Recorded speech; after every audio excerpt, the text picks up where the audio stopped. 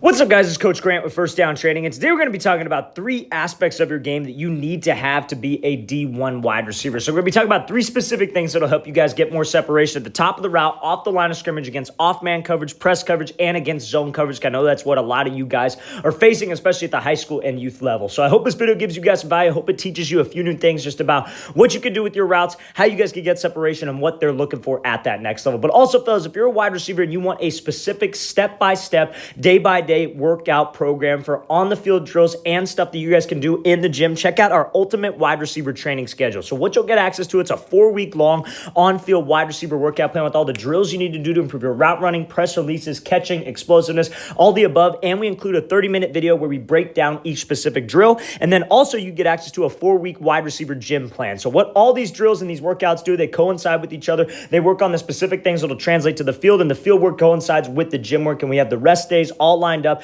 So it's a perfect schedule for you guys. So I hope you guys can check that out. Very first link in the description. Let's get started. So we're looking at this route from Rashad Bateman. He gives this little hesitation hop release. And the most important thing that I think, a great aspect of their game that D1 wide receivers have, is that they're focused on keeping separation. So at that next level, you're going to be going up against some of the best guys at this position, right? Again, now a lot of guys there's different levels to the game, right? You got that guy at LSU, Stingley, and then you got a guy maybe who's playing at a lower division school. Yeah, there's different levels to this thing, right? But no matter what level you're at, if you're playing college football, you're probably a good athlete, right? You got to pass that athleticism test that everybody talks about, the eye test. I guarantee you there's not going to be a DB there who's slow that we can just dust by unless we have Tyreek Hill speed, right? So you got to be more concerned with getting separation off the line than keeping that separation. So Rashad Bateman, there's a recent clip of him going up against Marlon Humphreys, right? So I got an inside shade DB, right? So D1 wide receivers understand that I got to get separation, but the most important thing is keeping separation, right? So when we come off the line, he gives a little hesitation move, gets him to keep that leverage to the inside because he's inside shade. So why is he inside shade? He's inside shade to protect the inside. The last thing he wants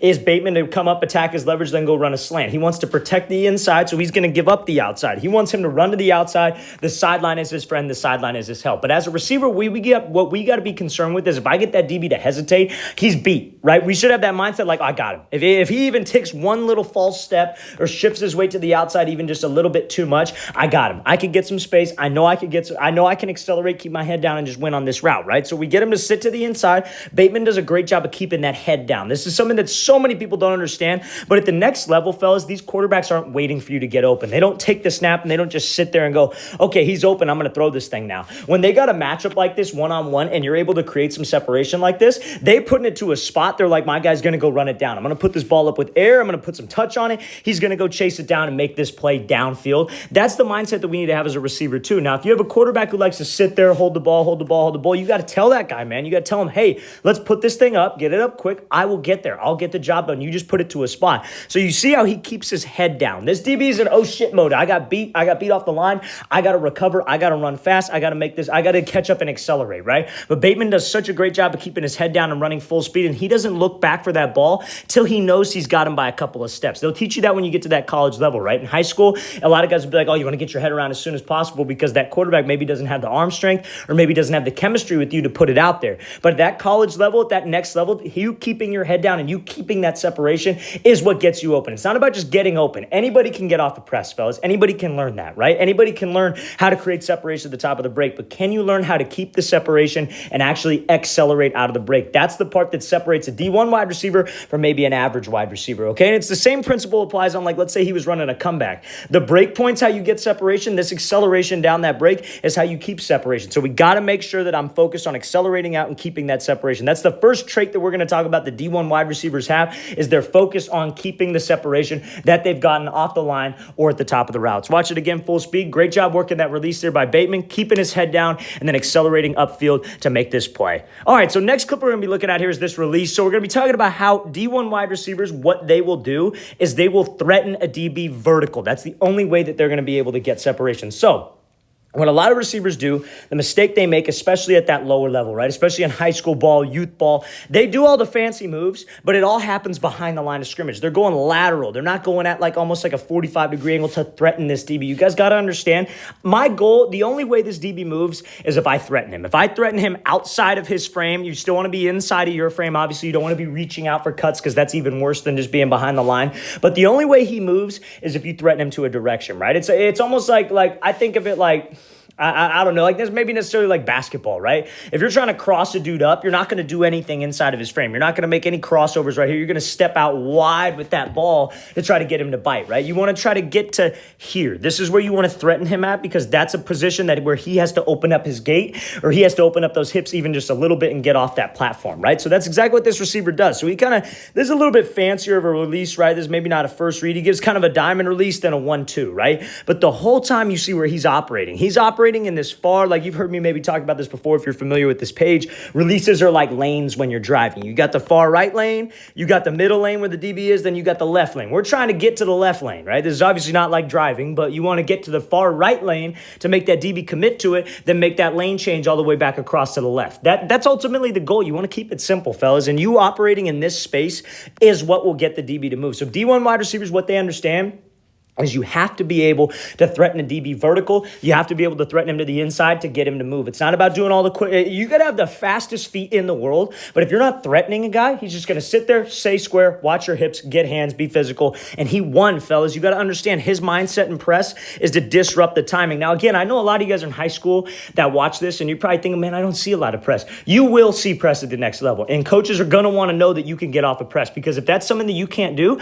you're not going to be able to play at that next level. That's just a fact. You got to be able to understand this is stuff that you got to work on because zone coverage should be easy. Off-man coverage, that should be easy. Press coverage is something that we like our mindset has got to be we want press. I want press coverage because I want to challenge, number one, but also number two, I should have a plan for it and I get to showcase the skills that I've learned. Zone coverage, that's easy money. You got to focus on pushing vertical, get out of the break as fast as possible and be able to accelerate and run the right route and get to the spot the quarterback needs you to be at. Same with off-man. Those should be gifts. When you come up the line, you see that, you just think, man, that's easy. I want more of a challenge. Press coverage is something that we want to go against because that can showcase your skills to be able to play at that next level. So that's how you do it. You got to make sure that we threaten vertical. D1 wide receivers understand that. The way to get separation, the elite D1 guys, is to threaten this DB vertical and try to get him to turn those hips. Watch the thing again, full speed one more time. Great job operating in space, throwing that double up, actually throwing his body to the outside to get this DB to bite. Okay, so now, let me look at this rider from Rondale Moore. Obviously played highest level of college football, right? Played at Purdue. So biggest thing, like not the highest level school-wise, but he played D1 ball, right? And for him to be able to have that as much success as he did at D1 level, he's got to be doing something, right? So this is what we're going to be focusing on today. Not forcing what you guys need. Not forcing a release is pretty much what I'm trying to say. So D1 guys understand that you can create separation from any spot on the field. I can create separation on a corner route with an inside release. I can create separation on a post route with an outside release. I can do it all. You've got to work those different situations when you train. So Rondale Moore is going to be running a corner versus an outside shade DB. Looks like off-man coverage, obviously, because it's one-on-one. So you see how he comes up here, threatens him to the inside instead of attacking his leverage, as everybody likes to say. So everybody automatically assumes when I have off-man coverage like this, what do I got to do? You got to stem him to the outside and then break. You got to square him up and then go. Now, here's what a DB's taught. If you're outside shade, why is a DB outside shade? He's trying to protect the outside. He's trying to protect the sideline. He's probably got safety help to the inside. So he's trying to force you here so the safety's got an easier play and he's right on your back hip. That's his entire goal. So if you guys, everybody's, I'm just going to square him up and then go run. Well, this DB's taught to keep his leverage. So you're going to square him up. You might square him up. He keeps his leverage. You're going to run this corner right into him. And he did his job. He did exactly what he was supposed to do. So you got to try to force a hip turn. You got to try to force him to bite on an inside move. That's the entire goal right here. So when we square him up, I should be maybe square him up to start, right? This is kind of like a wider stem corner route. Yeah, you might be able to square him up at the start to kind of get him to back off a little bit, make him uncomfortable. But we ultimately want to threaten him to the inside. I got to attack his inside shoulder to try to force this hip turn, right? Because one of two things can happen. I could either throw like a rocker step like Moore does. If he's a little bit closer, I could throw by, maybe slip underneath, or I could work the best I can to restack and get him on my back hip. That's got to be the mindset when you face against this type of coverage. So D1 wide receivers, fellas, they don't force it. They don't force the outside release or the outside shade. They understand the IQ of the DB position. They understand their opponent. And you see how Moore, he throws this great rocker step, really sells with his upper half, shoulders and his hips are going. He's actually stepping in that direction.